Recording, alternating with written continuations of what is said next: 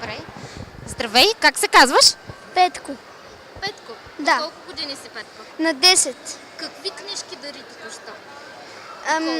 Книгата за Маунгли. Всъщност съм ги броял, но са много интересни. Много са интересни. Коя ти е твоята любима книга?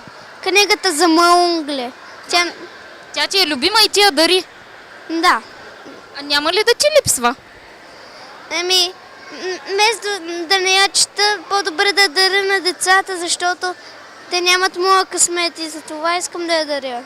Иначе, на кой ще я давам? Казваш, че вече се е прочел, няма нужда да я държиш. Да.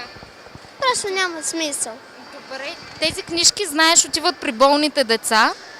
Какво искаш да им кажеш на тези дечица, за да оздравеят по-бързо?